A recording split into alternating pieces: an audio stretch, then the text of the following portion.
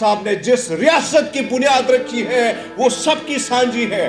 جناح صاحب نے کہا تھا یہ ایک ناجائز ریاست ہے، تو جب جناح صاحب نے کہا کہ جناب ریاست ناجائز ہے تو میں اس کو کیسے جائز مان لوں؟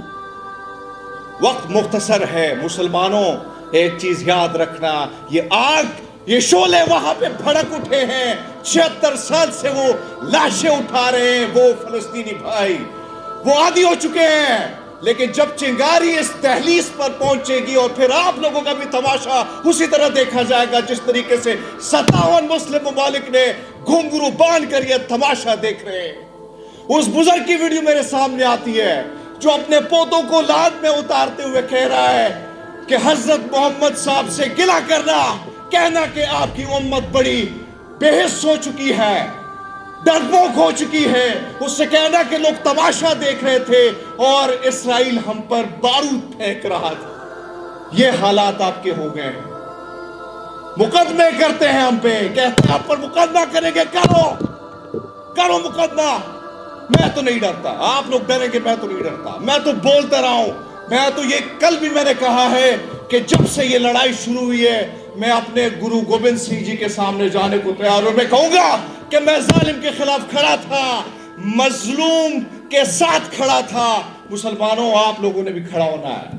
مجھے کسی نے کہا کہ آپ بھی لوگ کرتے ہیں تو آپ امریکہ نہیں جا سکیں گے، آپ کو ڈالر تک رسائی نہیں ہوگی، یورپ نہیں جا سکیں گے۔ میں نے کہا باہر میں جائے سے ڈالر، باہر میں جائے امریکہ کا ویزا، نہیں جاؤں گا، میں ادھر ہی رہوں گا، یہ میری ریاست ہے، میرا ملک ہے۔ لیکن ظالم کے خلاف کھڑا ہونا یہ میرا سکھی مجھے سکھاتی ہے، یہ مجھے گرو گوبند سنگھ جی نے سکھایا ہے۔ میں نے اسلام کو پڑھا، آج مجھے اگر کوئی مسلمان نظر آتا ہے جو صبر، استقامت، یہ ساری چیز اگر مجھے نظر آتی ہے تو وہ مجھے غزہ کے مسلمانوں میں نظر آتی ہے۔ مسلمانوں جاگنا ہوگا آپ سب کو۔ یہ جنگ باطل کی، ظالم کی اور مظلوم کی جنگ ہے، اور یہ جنگ مسلمانوں کی جنگ نہیں ہے، یہ انسانیت کی جنگ ہے، انسانیت کا درد دل رکھنے والے لوگوں کی جنگ ہے۔ اس وقت آپ اندازہ لگا لیں کہ تمام تر دنیا میں سب سے زیادہ پہل تو پاکستان کو کرنی چاہیے تھی، پاکستان کو سفیر بننا چاہیے تھا، لیکن یہ کام افریقہ نے کیا۔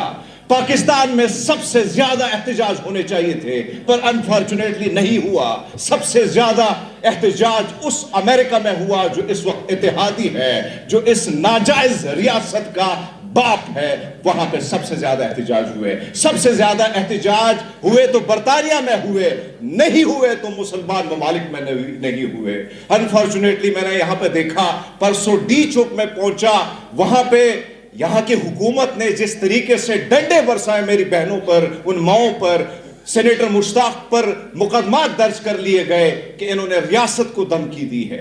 پی ایس ایل میں نے دیکھا کہ یہاں پہ فلسطین کا جھنڈا لہرانا گناہ کبیرہ سمجھا جاتا ہے، لیکن یہی فلسطین کا جھنڈا آپ ناروے میں جا کے دیکھیں، آپ کینیڈا میں جا کے دیکھیں، آپ کولکتہ میں جا کے دیکھیں، آپ جا کے کیرلا میں دیکھیں، سب سے زیادہ بڑا احتجاج ان غیر مسلم ممالک میں ہوئے۔ اب کل میں نے کچھ تصاویریں ڈاکٹر صاحب نے ٹویٹ کی تو میں نے جب دیکھی مجھے انتہائی دکھ ہوا۔ یہ قصہ اس لیے سنانا چاہتا ہوں کہ ہماری ایک بہن جو سکھڑی ہے، کینیڈا سے اس کا تعلق ہے، روبی کور، اس کو انویٹیشن آتی ہے، اس کو دعوت آتی ہے، کس سے؟ جو بائیڈن سے۔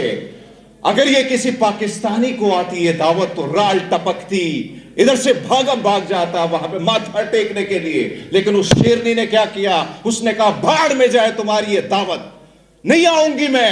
آپ نے ظلم بربریت کا بازار وہاں پہ گرم کیا ہے، آپ قاتل ہیں، نہیں آؤں گی میں تمہارے سیمینار میں۔ کریڈٹ جانا چاہیے جیسے لوگوں کو جو درد دل رکھتے ہیں۔ آج یہاں پہ جو حالات ہے، ادھر ہم پر کچھ مسلط کیے جاتے کچھ ایسے نمونے جن کی زبان، جن کو سکرپٹ دیا جاتا ہے اور وہ کہتے ہیں 2 ریاستی حل، بھاڑ میں جائے تیرا 2 ریاستی حل۔ تیرے ملک پر، اس ملک پر کوئی قبضہ کر لے اور وہ کہے کہ میرے ساتھ بٹوارہ کرو، کیا آپ لوگ مان لو گے؟ نہیں مانیں گے، ہم نہیں مانیں گے۔